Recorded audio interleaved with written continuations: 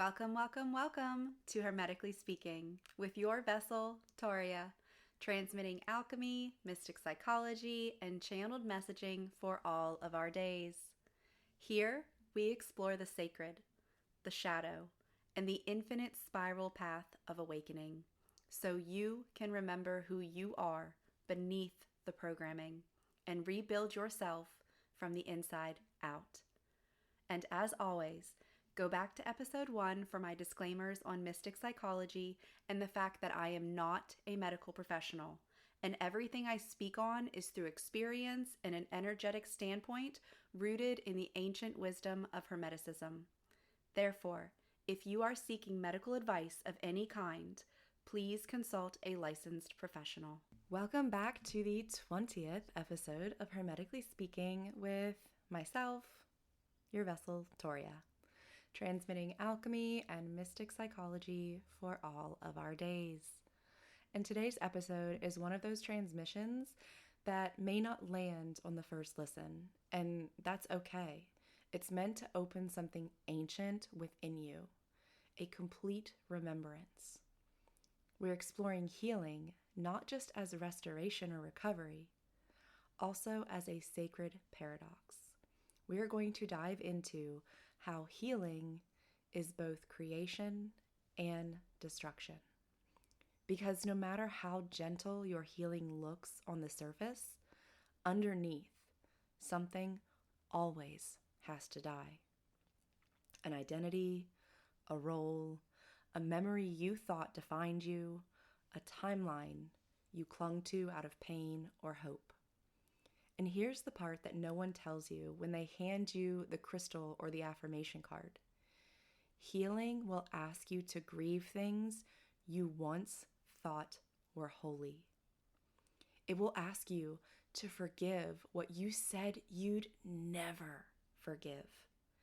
And it will ask you, at some point, to admit that you have been both the one who was hurt and the one who has hurt.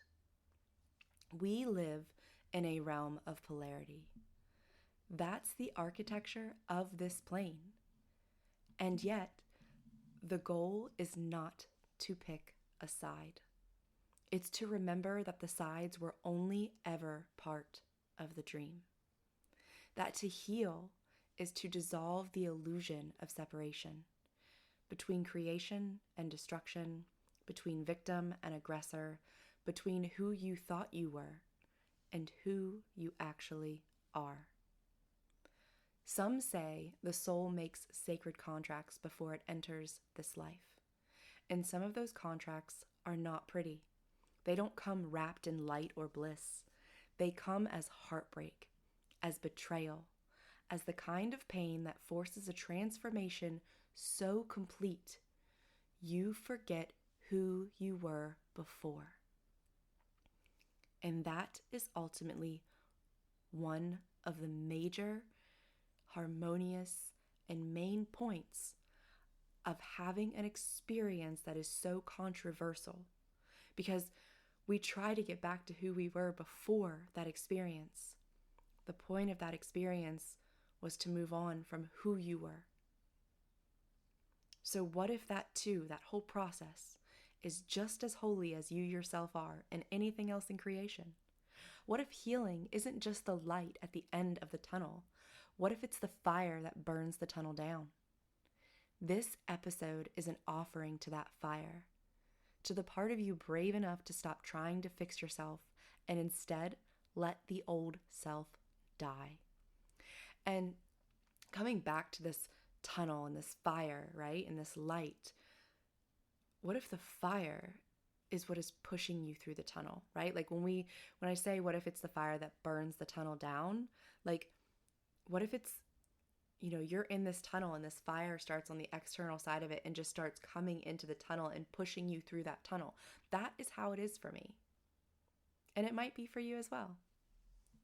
So let's begin. We're going to step into destruction as sacredness and sovereignty, because destruction is often feared because we think it means that we have failed, that something went wrong, that we've lost control. In truth, destruction is holy. It's not the opposite of healing, it's a phase of it. We want healing to feel like a sunrise, like clarity, softness, grace. Real healing, though, it's often a wildfire. It's the storm that rips off the roof of your life so you finally see the sky. Sometimes what we call breakdowns are breakthroughs. They are destruction wearing sacred clothing. Seth Speaks, channeled through Jane Roberts, articulates this with masterful clarity. And this is kind of what brought it back into the forefront for me, because this is something that's been a part of my journey for quite some time. However, I have just really committed to listening to the Seth Speaks audibles and listened to one on a long drive. And it gave me more insight to what I have already unveiled to myself along this healing journey, but then allowed me to bring it back into perspective to write this episode. And that is that the soul chooses its roles long before this lifetime. And those roles include both the victim and the aggressor, right? And we can very much parallel them with creation and destruction in a lot of ways. And so this episode is a kind of wrap all between those four terminologies. And this is not because the soul is cruel. It's because evolution requires contrast. It requires karmic inversion. It requires us to experience all sides of the spiral until we stop clinging to any of them as an identity. There is a prophecy spoken in the soul realms that for humanity to truly evolve, these roles must reverse. So keep that in mind, right? Like, if you're not ready to embody yourself as both, then understand that for the soul's journey, roles must reverse. Now, again, infinite universe, right? But this is something that from my path has been extremely solid about, because it eliminates the non-duality. It creates compassion and that true realm of unconditional love, that true frequency. That the victim will one day carry the power and the aggressor will taste the pain. However, it's not going to be as revenge. It's going to be as reconciliation. And that's all part of the path. This is why destruction is sacred, because it tears down false roles, false power, and false identity. It levels the ego and the playing field, and it humbles the righteousness of pain. It teaches us to stop asking, who was wrong, and start asking, what is being revealed? Here's what gets revealed when destruction is honored instead of feared. And I do apologize if you hear a little bit of background noise. It sounds like there is a semi with an engine brake going by on the main road, and so it might have caught some of it in the background. So anyways, here's what gets revealed when destruction is honored instead of feared. We begin to remember that we have been both, not just in this lifetime, across many. Think about it. I'm just going to take a side note for my script here, go down a little rabbit hole. Think about it, right? So it's not finite that we incarnate in the same lineage each time. However, there is a probability ratio that that definitely does happen with souls, right? So if you were your 3rd century grandmother reincarnated, right? And life was much tougher back then, abuse was more rampant, things like that. Or the grandfather, right? And then you reincarnate as a woman in the same lineage in another life. Do you guys see like where I'm following the rabbit hole of how, back in the day, molestation and rape of women was very, very common. It was considered normal. So normal that, there were no charges for it. Women didn't have those rights. And the reality of it is that any one of us could have played the roles of the males in those families and then pivoted to the women, or vice versa, in different incarnations. And whether we were in the same lineage the whole time is kind of moot when you break it down, because even if you did different families, right? Like even if you did different, if you incarnated in a Smith family and then incarnated in a Black family, right? Like they might not have direct genetic lineage, but it doesn't mean that you didn't play the different roles in the different in those different ones. So it can be broken down and broken down and broken down. And when time is not linear, right? We're living all of those lifetimes in one like beam of light within us. And so it gets somewhat complex, right? But that's where our minds start to expand and be able to hold more understanding, is in some of that complexity when we ask these questions of, well, like, how is that even possible? How would I know if this applies to me, right? Like, and your specific, I mean, that's what past life regressions are for, which I do facilitate by donation basis, and Akashic record readings. Those are great too, right? All of those things are part of my path of how I've gotten here. And yes, they are part of the things that I facilitate. But yes, so that's food for thought. So what happens when we begin to remember that we've been both? It's, you know, we become the victim. Oh, I'm sorry, I lost my place. So we begin to remember that we've been both, not just in this life, across many, right? We just discussed that. And when we forget that we are both sides of the polarity, we become dangerous to ourselves and to others, because we become the victim who refuses to forgive, who lashes out with punishment, carrying the karmic thread of aggression forward. We become the aggressor who refuses to feel shame, who buries their guilt so deep that it becomes generational. And destruction comes to end that loop. And so does creation, all in one, because you can't have one without the other. And to reduce the karmic echo to ash, to say, this pain stops with me. This role ends here. I will not become what I survived, and I will no longer hold others hostage in my memory of what was. So when you feel your life falling apart, when relationships end, identities collapse, when truths shake the bones of who you thought you were, don't panic. Simply bow, because you are witnessing sacred destruction, and without it, there is no space for your creation or rebirth. So, when roles leave traces on the body and the soul, we call this the imprint effect. And now we're diving into segment 2 of the podcast. And sometimes healing doesn't just ask us to release the pain, it asks us to release the person we became because of the pain. And it also asks us to release any individuals that contributed or are entangled in the pain. And that's where things get complicated, because some of those behaviors or responses, those strange new habits, right, that we experience, they didn't always come from us. They came from the ones who contributed to the experiences, who harmed us. This is something I don't think we talk about enough, because I had never heard about it in my entire life until I ventured into my own journey. And I have been in a plethora of therapy and all of it. So we're going to talk about it.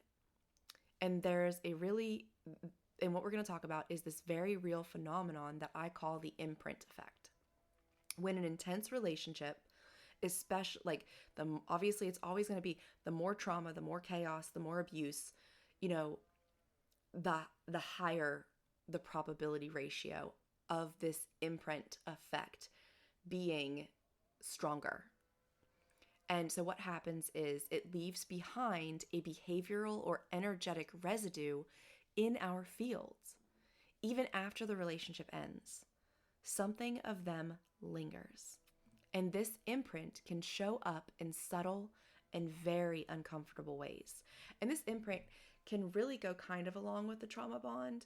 But when I was dissecting a trauma bond,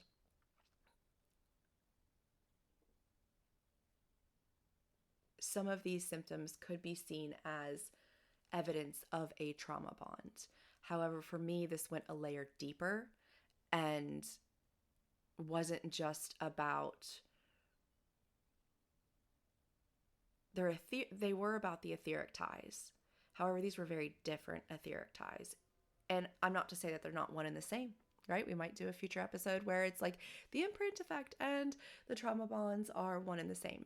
And I believe that they are in some ways. However, again, everything is in layers, right? So the imprint effect is a layer of trauma bonding. That's where we'll go. And so the energetic imprinting, right? I have some numbered bullet points here. So we're going to start with energetic imprinting. Is when you are in close contact with someone, especially in a dynamic where there's control, fear, or imbalance, and your nervous system begins to adapt. Their frequency can override yours, and their dysfunction can start to feel like the baseline for yourself. And over time, the imprint of who they are begins to write itself into the pages of who you are.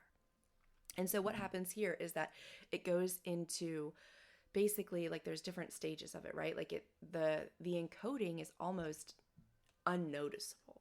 Like you don't even realize that it's happening because, especially back when I was younger, energy was less talked about. And so this wasn't something that, was knowledge to consider before going into a romantic relationship or before making any big life decision, moving out of the house at 18, picking a college, picking a job, picking, like the environments that you're going to be in. And so the next stage that kind of develops is number 2, the behavioral transference or activation, which is where you may start doing things you never would have done before. Or at least thought you wouldn't have done, right? Like your ego was like, I'll never do that. Nope, that'll never happen to me. I won't behave that way. However, it's not mimicry. It's activation. It's behaviors you didn't resonate with suddenly emerging, and it may feel random, but it's not. Your body, your psyche, and your energy field were entangled, and the echo of that entanglement shows up in your actions. Sometimes we become the one who hurt us in small ways, not because we want to, but because their imprint fused with our very own subconscious. Which brings us to number 3, identification as a safety net. On some level, becoming like the aggressor can feel safer. And this is something that we have seen in a lot of circumstances of unforgiveness in society, right? There are a lot of rapists, child molesters, and other, things that we believe are completely diabolical that at some point in time had those circumstances happen to them, right? And that's because on some level, becoming like their aggressor somehow, some way started to feel safer. Their mind, their ego, or their programming begin to develop things like, if I'm like them, maybe I won't get hurt. Or if I adopt their behaviors, maybe I'll stay in their good graces. And it's not logical thinking, right? It's biological. It's the survival-based nervous system trying to find control inside chaos. But the danger? We internalize the distortion and we forget where we come from. And then we start calling it our personality when really it was a scar. Which then brings us to stage 4, the erosion of self-worth. Sometimes it's not about survival. It's about self-worth being chipped away slowly and intentionally. The aggressor drags you down to their level because power is easier to maintain when you stop remembering who you are. They don't just want you to hurt. They want you altered, because if you start living like them, even in small ways, they've won. Because what they're really afraid of is you and your power and who you are, and what you remind them that they have either lost, have not remembered, or have not yet accepted they could be. You can reverse the imprint at any time. You can remember that that behavior wasn't you, that reaction wasn't you, that version of you was a reflection of what you endured and not what you believe. This is part of the destruction. It's not just burning away the relationship or the pain. It's burning away the false selves that were born in the fire. And mind you, every single one of these stages may not be a rape victim turning into a rapist. Like that stage of number 3 can happen in very subliminal ways as well, right? You might not go to the extreme that a rapist or a molester did, but you might still have some of those underlying behaviors that were transferred upon the commitment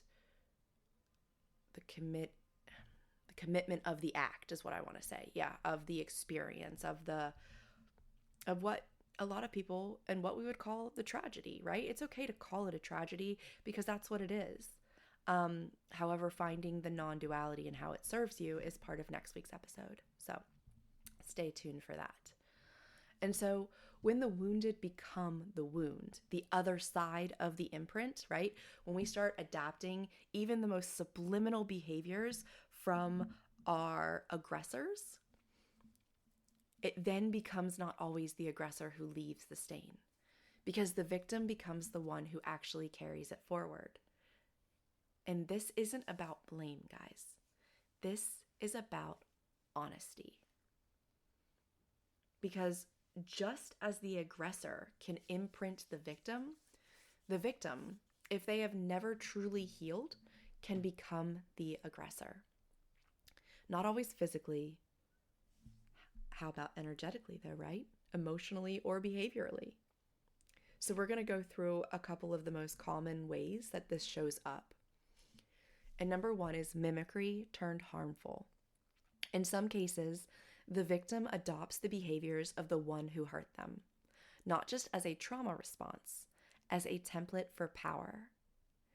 If the only time they felt in control was when they were being dominated, the mind and body can start to believe that control equals safety. So the behaviors repeat, right? We talked about rape victims becoming rapists, the abused becoming the abuser, and that's on any level, right?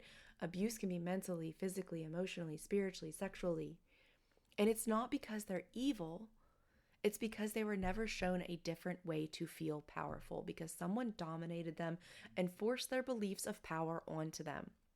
This is, of course, what we know, like if you watch like Criminal Minds or any of those old shows, this is the copycat wound, where pain is passed down like an inheritance, wearing a different face, but carrying the same signature. So number 2 is punishment as justification. So this is the one that this episode, if we're really going to target a specific pinpoint, this is one of them. And this one is punishment as justification. The second pathway, this pathway, is quieter. It is more socially acceptable. And however, it is just as destructive. This is when the victim, holding unprocessed rage, turns to hatred, vengeance, justification, all of those things. Righteousness, and maybe not outright. It might just be through judgment. It might be through condemnation. Hatred disguised as empowerment. The victim becomes the punisher. And we're seeing a lot of that in this world today, right? Like this is literally breaking through in our realities on a societal level, where people think that because they were harmed, they can, right, they can do harm. And it might be in a different way. It doesn't have to be in the way that they've received harm, but it's still some level of it. And while the original wound is valid, the need to see the other suffer becomes its own form of aggression. The soul becomes attached to being right and never becomes free. Because whether it's mimicry or revenge, it's still a loop, it's still a chain, it's still an imprisonment for humanity. So I will speak on two things before moving on to this next little segment. And that is going to be, do you want to be right or do you want to be at peace? And Mother Teresa always said, do not invite me to an anti-war protest. Only invite me to a peace rally. So at the center of all of it, right? At the center of every bit of anger, justification of punishment, any form of victimhood or aggression, because ultimately they end up being one and the same, is unhealed worth and the lack of your remembrance of who you are. When we don't remember who we are beyond pain, we keep trying to prove our value through power, control, or punishment. And we stay bound to the very thing we are trying to escape. This is why we must do more than survive our experiences. We must alchemize them. We must name the ways pain echoes so we can stop mistaking the echo for our voice. And maybe now is a good time to remember something. Pain is not punishment. It doesn't mean that you've done something wrong. It doesn't mean the universe is angry or that you're failing. That belief strips us of our power. Because if I believe I'm being punished, then someone or something else has control over me. Then I'm a victim again, and I've handed my power away. And in some circumstances, we're ultimately punishing ourselves and playing this loop that something external is punishing us when we're really doing it, and playing the victim with this invisible power, really, because the power lies with you. You are your own creator. You are your own creatrix. You are a sovereign, divine being of infinite potential. And your power always lies within you. So here's what I choose instead. If I say, this experience really, really, really fucking sucks, right? Really freaking sucks. It's fucking awful. And I don't know if I can bear it. It's extremely painful. Why did I sign up for this? How is this serving me?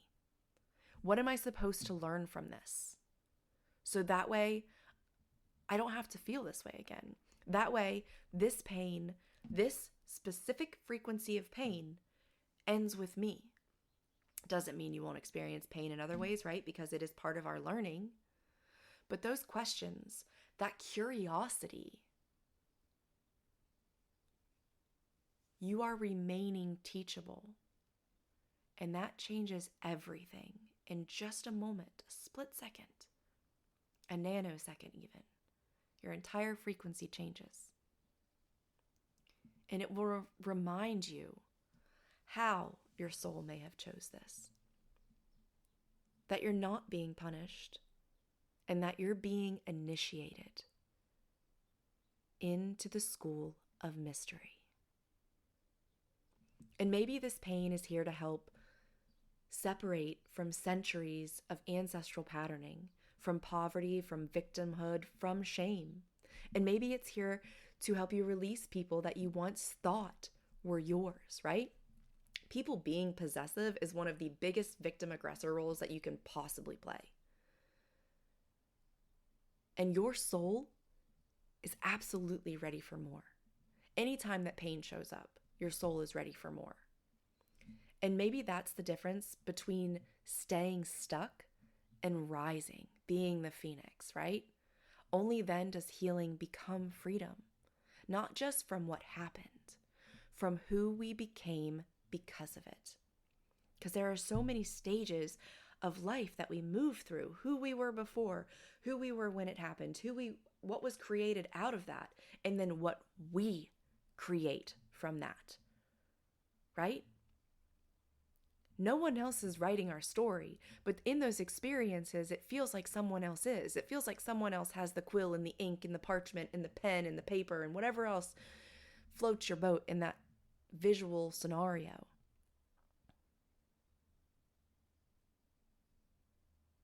So now that we've named this, we're going to talk a little bit about what creation really is.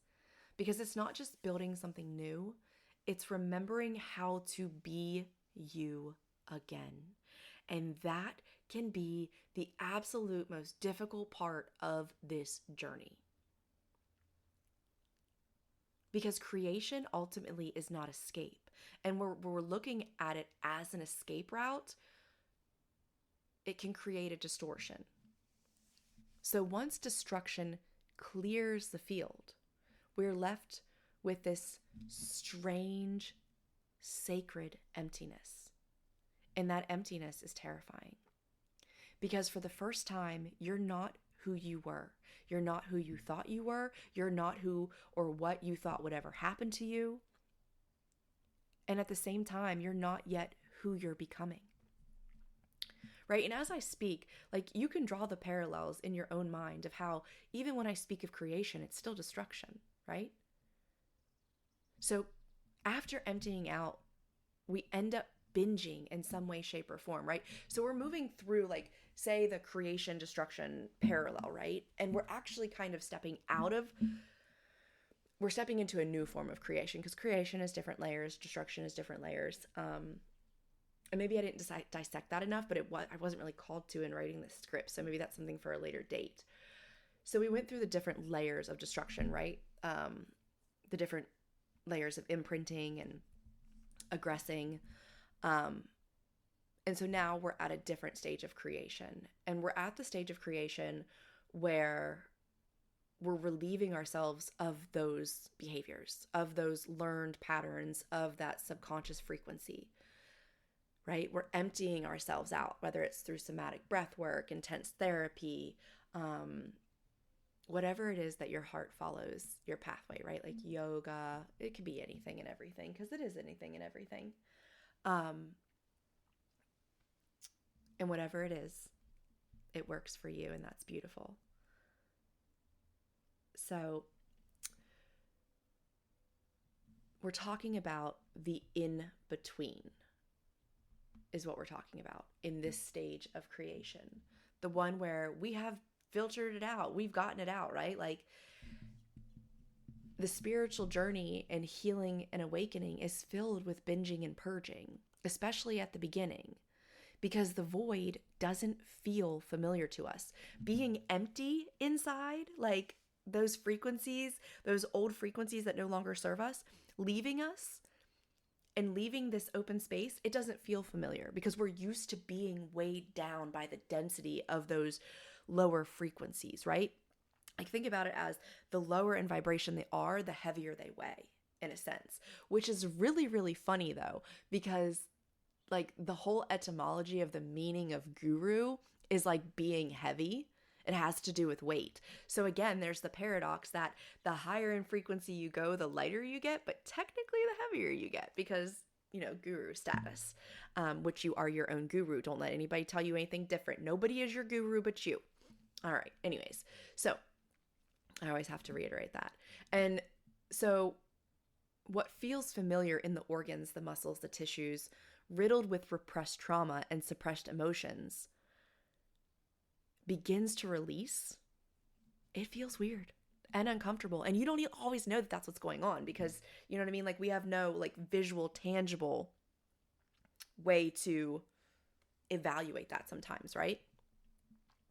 So in this in-between, in this void, most people rush to fill it. They mistake creation for control. They try to rebuild too quickly. They try to slap new affirmations on old wounds and they call it healing. And real creation doesn't come from fear.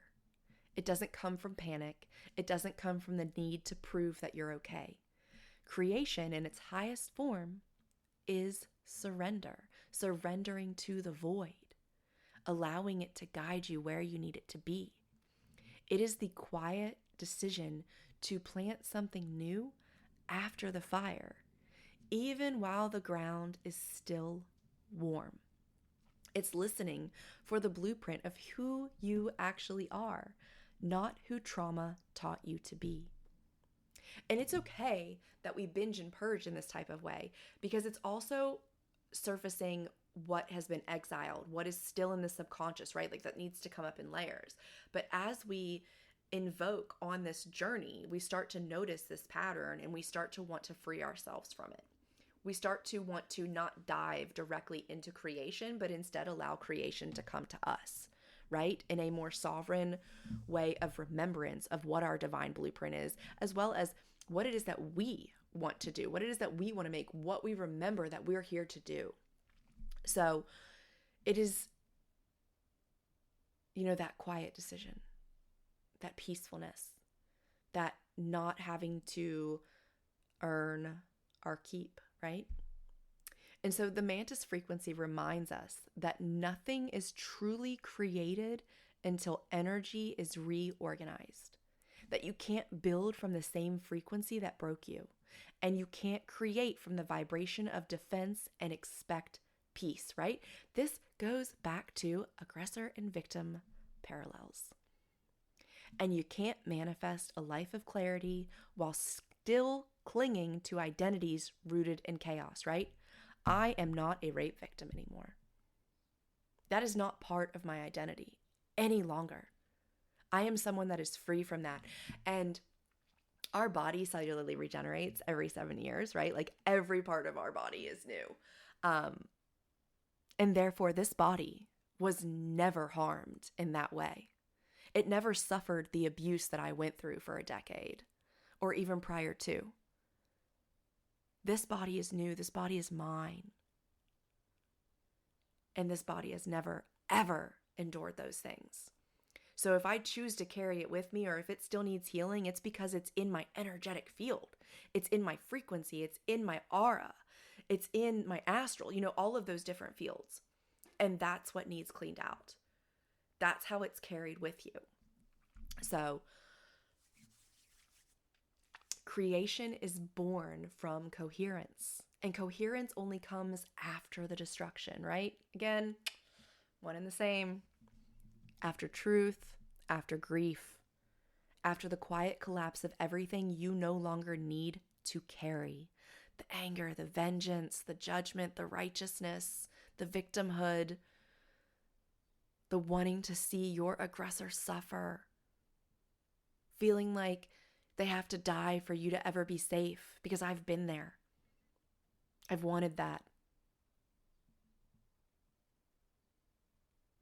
Creation is not escape. It is return. Return to wholeness. Return to choice. The choice to forgive. Return to the original spark of your soul. Before the stories, before the pain, before the polarity. And when you return to this, you return to deeper understandings that were not available to you at the time of being trapped in those roles.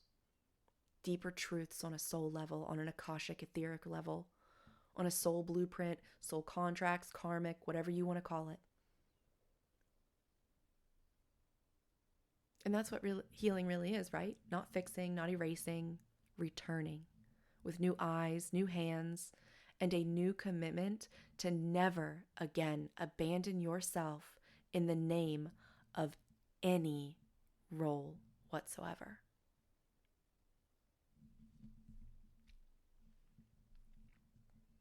So we're going to pause here just for a moment, not to think, not to analyze, just to feel.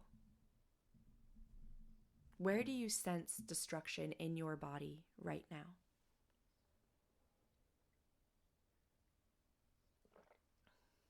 Is there a tightness, an ache, a numbness? Allow it to speak to you. Mine is in my heart. I am still learning how to love myself. I had a somatic breath work the other day, and I'm being guided through it, and one of the things towards the end was, to let love in, and I had this very real, very loud voice just say to me in my own mind, what is love? Like my whole being was trying to understand what love was.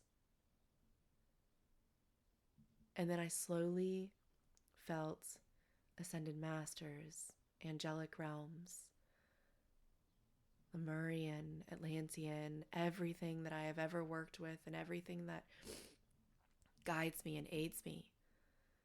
They're just pouring this soft, sweet sorrow of remembrance that I ever forgot what it was into my heart. And it was just mind-blowing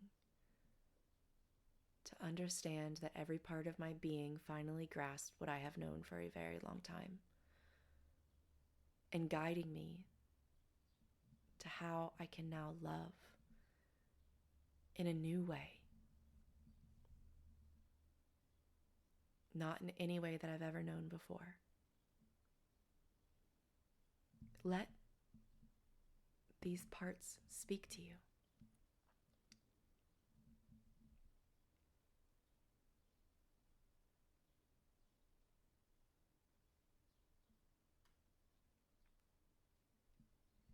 And then now, where do you sense creation? Sense creation in your body. Maybe it's subtle, a soft pulse, a spark maybe behind your ribs, which is kind of where mine is, ironically.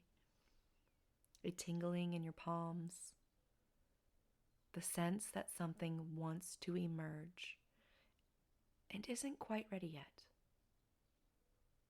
Let them both exist. Let them both be the synchronization of the spiral in your DNA. Let the ache of what's ending and the innocence of what's beginning coexist in the very same breath.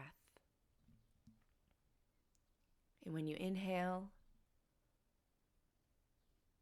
you can state, I allow the clearing.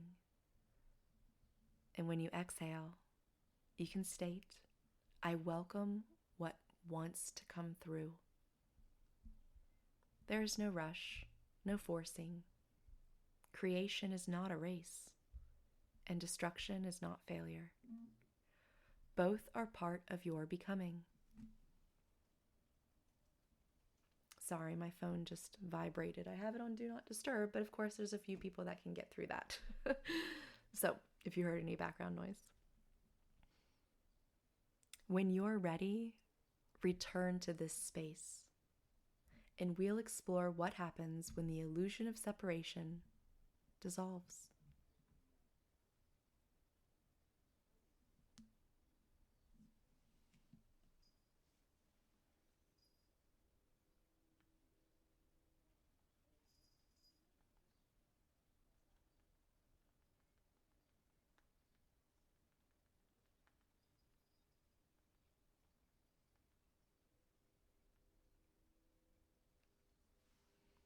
All right. So I hope I've given you plenty of time to come back to this space. And we're going to step into the collapse of polarity, where we're going to talk about what if you were never just the victim?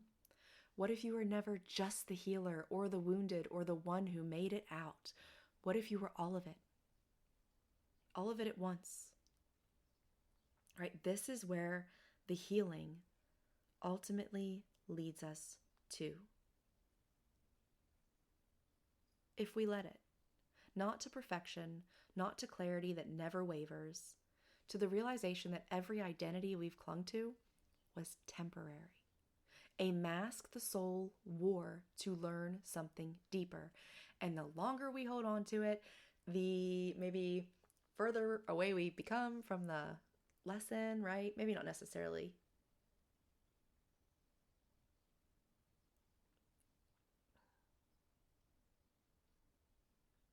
That's a rabbit hole for another day, right? Like my brain's going in like 5 different ways.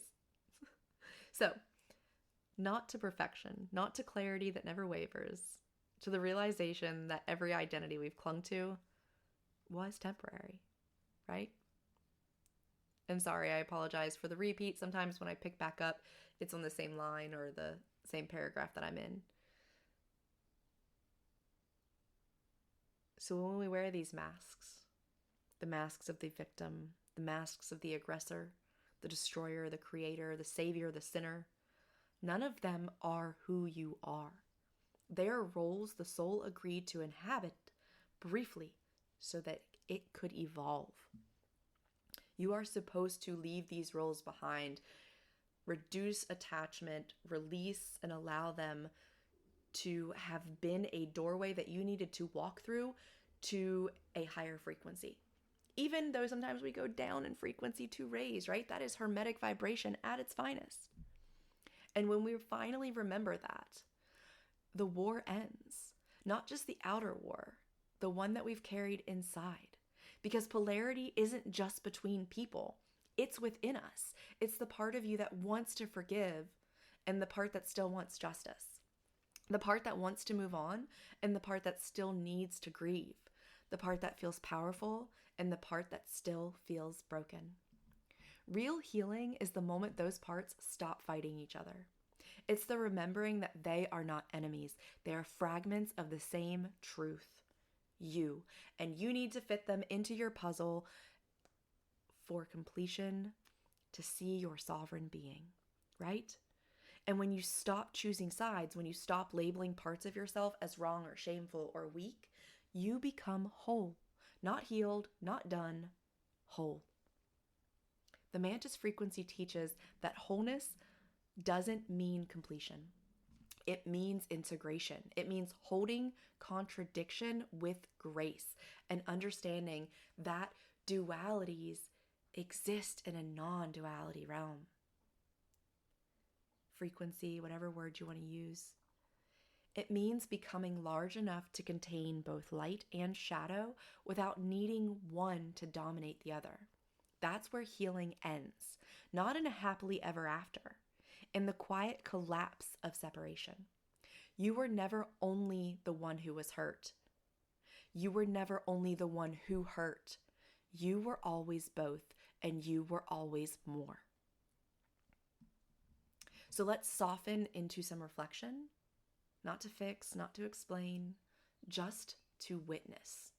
You've just journeyed through the fire and the bloom, through destruction and creation, and through roles you've played and roles you've cast others in. And now I want to invite you to pause and ask, right? So for this episode, we have some journal prompts to go with it.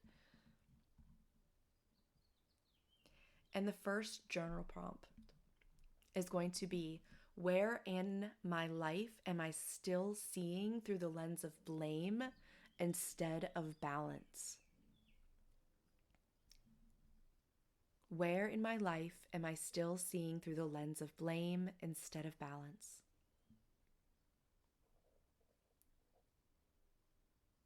Where in my life am I still seeing through the lens of blame instead of balance? And a lot of times if I'm doing mantras or repeats, I like to repeat it 3 times for the Trinity, but also because the first time I obviously look at it as, not obviously, but this is how I look at it.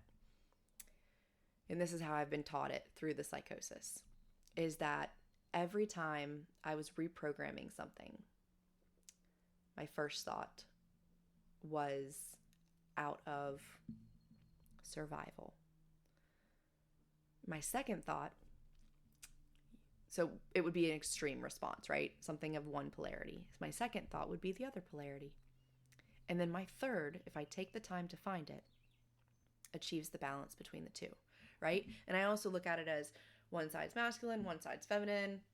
The third is combining them. So whenever I do things 3 times, when I ask myself 3 times, or when I do a mantra 3 times, I can literally feel the difference inside me shift. And so that's something that you might take with you and just really, really enjoy using, right?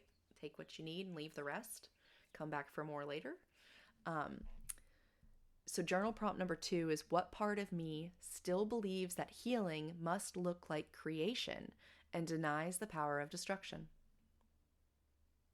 What part of me still believes that healing must look like creation and denies the power of destruction? And one more time for good measure. What part of me still believes that healing must look like creation and denies the power of destruction? And journal prompt number 3. Have I ever tried to create from a space that wasn't ready? What did it teach me? And this is such a powerful one because we've all done it, right? Have I ever tried to create from a space that wasn't ready? What did it teach me? Have you ever tried to create from a space that wasn't ready? And what did it teach you? And finally, perhaps the most sacred of all, journal prompt number 4. Can I hold compassion for the roles I've played in someone else's story, even when they couldn't yet hold compassion for me? Can I hold compassion for the roles that I've played in someone else's story, even when they couldn't yet hold compassion for me? Can I hold compassion for the roles I've played in someone else's story, even when they couldn't yet hold compassion for me?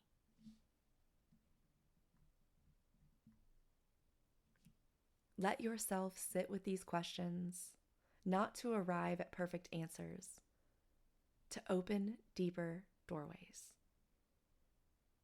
This isn't about bypassing what's been done. It's about understanding that healing doesn't ask you to forget.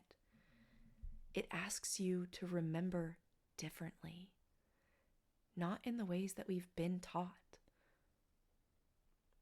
Because you are not your pain.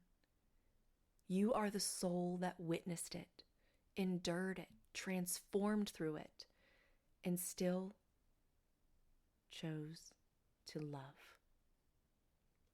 And that is sacred. Healing doesn't choose sides. It doesn't label some emotions as sacred and others as shameful. It doesn't ask you to pretend you're only the light. And I'd love to give just a couple of real-world examples from my own experience. My partner and I both have had the honor of meeting specifically each one individual that created a heinous crime in their lifetime. One that in society you don't come back from. One that people would probably still like to see people burned at the stake or hanged, or right? And that was child molestation or some type of violence against a child. Now, the individual that I met, I worked with, and I didn't know that at the beginning. I didn't know that until somebody found him on the registry and made it public at work. This person gave me my 2-year coin when I received it in recovery. This person worked recovery so diligently, and we didn't, we weren't super close, but we knew of each other's recovery. And this person understood, or at least came to the realization of what they did was under substances, and to most people that doesn't matter. However, this person achieved a change in the way they thought, the way they think, the way they speak. They transformed their lives. And my partner was able to meet someone when he was in prison. He was eventually moved to a camp, and in a camp, There are a lot of child molesters and pedophiles. And he met one that he said just saw the grievous error of his actions and was truly trying to make amends for them. And it's so funny because we were meeting these people at the same time, right? And we didn't know it at the time. And I just wanted to emphasize that because eventually everybody has the power to heal. And that's what we want, right? We want for these people that create and cause harm, ourselves included, we want them to heal, just like we want us to heal. And it begins maybe because we want them to heal because we don't want them to hurt us any longer. Or we want them to heal because we don't want them to hurt others any longer. And then eventually, the more we put into this journey, the more we heal ourselves, we realize we want them to heal so they no longer hurt. Healing is vast. It's violent and gentle. It creates and it destroys. It humbles the righteous and softens the hardened. It asks one thing from you: to stop resisting the fire, to stop fearing the empty spaces, to let go of who you thought you had to be in order to survive. And I apologize, my cat is running around trying to get a bird through the window. And because you're not here to survive anymore, you're here to become. So as we close today's episode, I want to remind you this work is not passive. These words aren't just meant to be heard, they're meant to be felt, to be lived. So if this transmission stirred something in you, I invite you to deepen the integration with 2 supportive practices. Following this episode is an energy therapy session, Becoming the Phoenix, an energetic rebirth through fire and frequency. And this session will help clear residue from past roles and ignite your creative rebirth in a frequency of sovereignty. And of course, as always, there will be a paired guided meditation, and that one will be titled, I Have Been All of It, a meditation for dissolving the divide within. This meditation will walk you through releasing labels, honoring both creation and destruction, and embodying your soul's wholeness beyond polarity. So, if this episode served you, please share it, save it, and subscribe to our YouTube channel if you haven't yet. It is now at A Spiritual World. Your support helps this work ripple to others who are ready to hear what their soul already knows.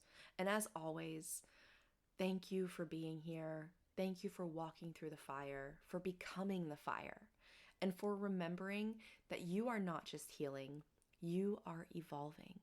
So until next time, may every ending be the seed of your becoming.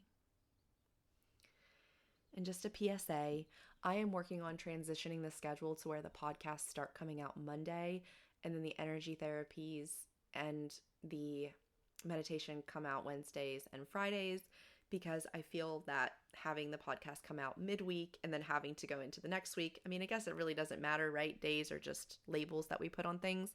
However, I think it would be an easier flow for me in production. All right, that is all.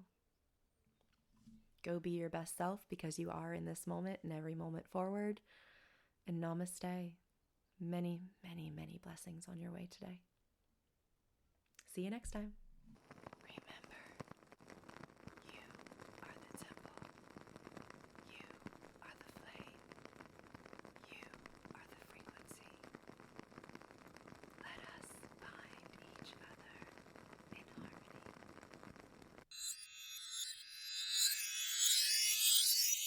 If this episode spoke to your soul, be sure to like, share, and subscribe to our new YouTube home at A Spiritual World.